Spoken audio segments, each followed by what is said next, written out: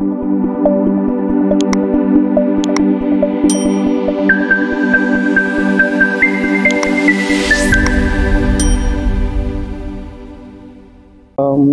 les activités génératrices de revenus, on a prévu à peu près 2000 et quelques emplois dans les emplois directs dans les forêts communautaires où des activités génératrices de revenus sont menées.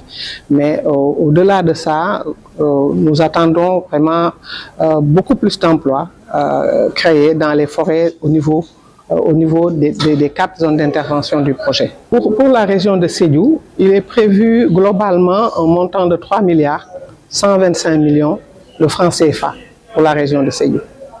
Donc, qui va permettre de couvrir les activités dont j'ai parlé tout à l'heure. Le projet SENREM est une initiative du gouvernement du Sénégal avec appuyé par la Banque mondiale dans le financement.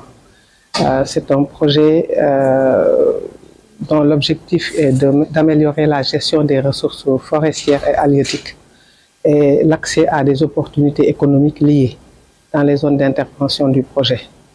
L'appui de la Banque mondiale est d'un montant de 100 millions de dollars, 63 milliards de francs CFA.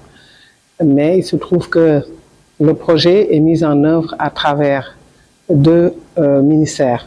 Le ministère de l'Environnement et de la Transition écologique et le ministère des Pêches, des Infrastructures maritimes et portuaires.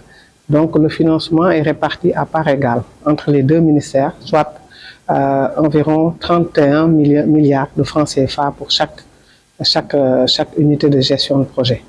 Donc le projet SENREM va intervenir vraiment dans le renforcement des capacités des différents services du ministère de l'Environnement pour que ces structures-là soient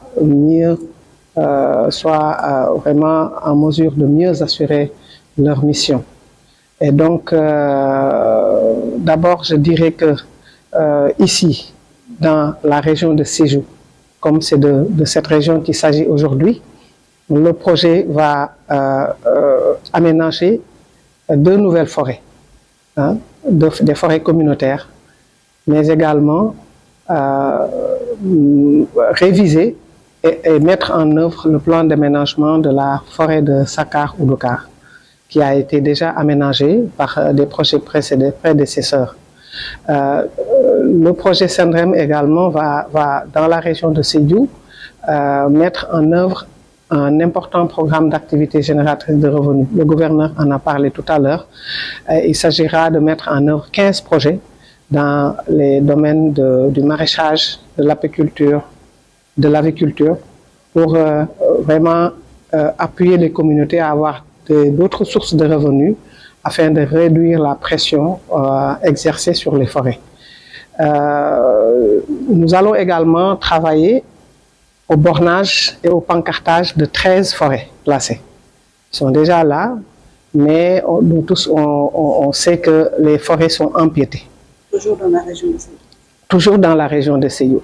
Alors, donc, le projet va faire un bornage et un pancartage de 13 forêts, mais également renforcer la direction des eaux et forêts, chasse et conservation des sols et ses services au niveau de la région à travers des équipements en matériel informatique, en matériel roulant, en équipement individuel, en équipement de protection, qui leur permettent vraiment de bien jouer leur rôle, surtout par rapport à la surveillance des forêts.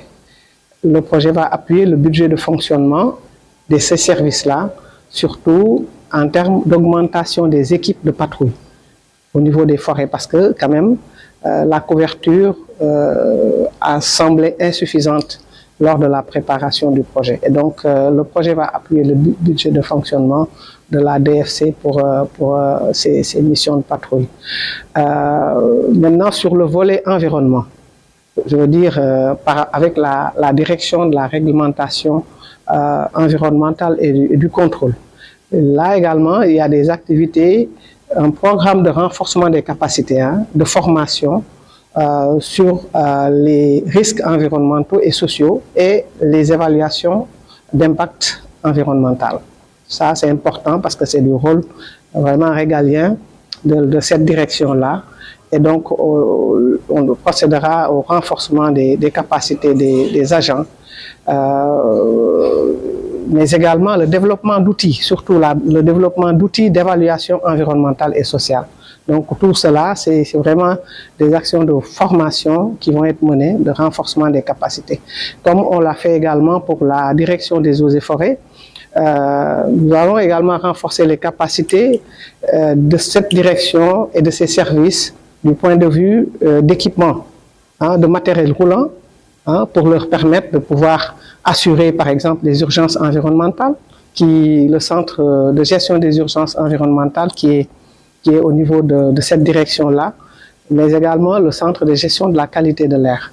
Et donc, c'est des appuis techniques, c'est des appuis en équipement informatique, matériel roulant, également des équipements de mesure, surtout, pour que les services puissent vraiment agir au moment opportun. Et donc, globalement, ces appuis. Il y a d'autres activités, par contre, qui sont communes à toutes les zones d'intervention, au-delà de Sédhiou. C'est par exemple la lutte contre le trafic illégal de bois. Nous avons déjà enclenché une étude qui va permettre de définir une stratégie de lutte contre ce trafic qui est un fléau actuellement au Sénégal. Nous avons également un important programme d'engagement citoyen, donc qu'on va développer en termes de communication, en termes d'implication des écoles, des élèves dans les questions environnementales. Donc voilà globalement les activités phares sur lesquelles le projet va intervenir.